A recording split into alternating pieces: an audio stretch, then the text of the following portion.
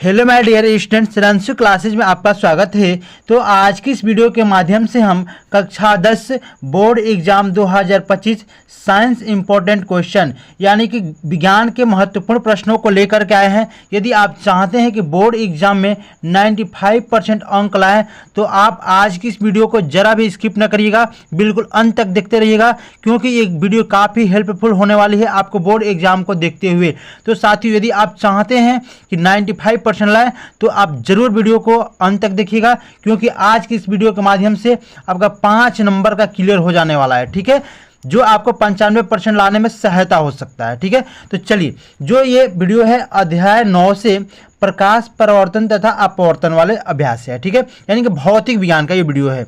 जैसे आप देख पाते हैं कि यहाँ पे प्रश्न दिया गया है, वो भी स्टार प्रश्न दिया गया है, यानी कि ये प्रश्न हर साल पूछे जाते हैं और बोर्ड पेपर में 1 नंबर में पूछे जाते हैं, बहुविकल्पी प्रश्न में पूछे जाते हैं, या फिर आपको आंखिक रूप में भी पूछे जाएंगे तो आपको 4 नंबर मिल जाएगा। यानी कि 1 और 4 मिलकर ये 5 नंबर का आपका क्लियर हो जाने वाला है। ठीक है, देखिए प्रश्न है कि एक गोलीय दर्पण की वक्रता त्रिज्या 20 सेंटीमीटर है, इसकी फोकस दूरी क्या होगी। तो देखिए, ये जो प्रश्न है अधिकतर आपको बहुविकल्पी प्रश्न में पूछे जाते हैं। ठीक है, तो आपको कैसे हल करना है इसको, आइए हम हल करते हैं। देखिए, सबसे पहले हम क्या करेंगे, वक्रता त्रिज्या दिया गया है ना, यहाँ पे लिख लेंगे वक्रता त्रिज्या बराबर वक्रता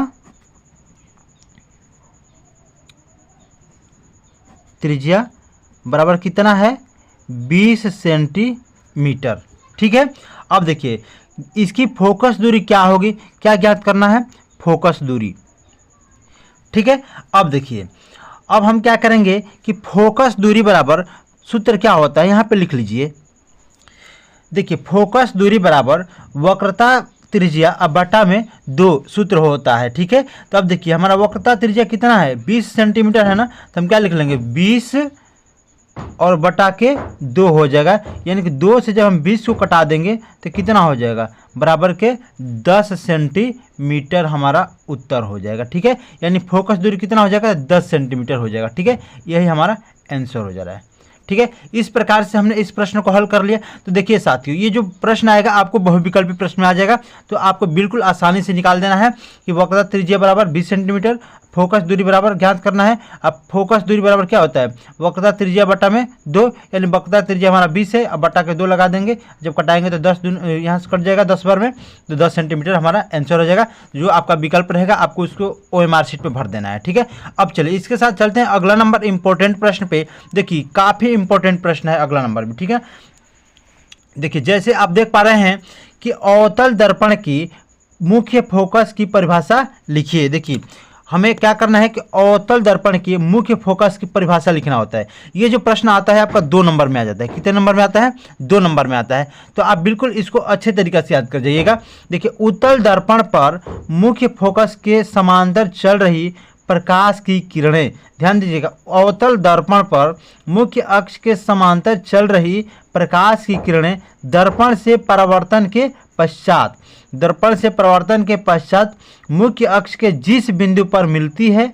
देखिए, जब परावर्तन के पश्चात मुख्य अक्ष के जिस बिंदु पर मिलती है वह बिंदु अवतल दर्पण का मुख्य फोकस कहलाता है। ठीक है, यदि आप इतना लिख देते हैं तो आपका 1 नंबर भी कटने वाला नहीं, आपका पूरा का पूरा 2 मार्क्स मिल जाएगा इस पे। ठीक है, तो इस प्रकार से हम 3 नंबर को अर्जित कर सकते हैं। अब देखिए अगला नंबर जो प्रश्न है ये भी काफ़ी इंपॉर्टेंट प्रश्न है। ठीक है, देखिए ये प्रश्न है हमारा कि हम वाहन में उत्तल दर्पण के पश्च दृश्य के रूप में वरीयता क्यों देते हैं। भाई कह रहा है प्रश्न, समझिए पहले कि हम वाहनों में उत्तल दर्पण के पश्च दृश्य के रूप में वरीयता क्यों देते हैं। जो हम वाहन हमारी होती है उसमें उत्तल दर्पण होता है, उसको हम वरीयता क्यों देते हैं, क्यों नहीं अवतल दर्पण लगा लेते हैं। ठीक है, देखिए इसका यदि आपको कारण लिखना होगा तो आप कैसे लिखेंगे, लिखेंगे कि हम वाहन में उत्तल दर्पण को पश्च दृश्य के रूप में वरीयता इसलिए देते हैं क्योंकि ये सदैव सीधा प्रतिबिंब बनाते हैं, इनका दृष्टि क्षेत्र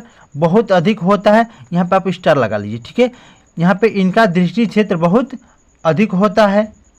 देखिए, अर्थात अन्य दर्पणों की तुलना में बहुत बड़े क्षेत्र में देखने के समर्थ होते हैं। आप इसे सीधा सीधा समझ सकते हैं कि देखिए जो उत्तल दर्पण होता है उसकी विशेषता ये होती है कि ये सदैव सीधा प्रतिबिंब बनाते हैं। देखिए उत्तल दर्पण में हमेशा क्या होता है, तो सीधा प्रतिबिंब बनता है। कैसा बनता है, सीधा प्रतिबिंब बनता है।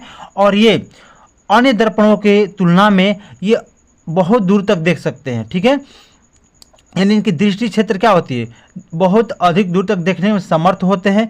तो आप इस प्रकार से यदि आप इन तीनों प्रश्नों का उत्तर दे देते हैं तो आपका बिल्कुल 5 नंबर इस वीडियो से क्लियर हो जाने वाला है, ठीक है।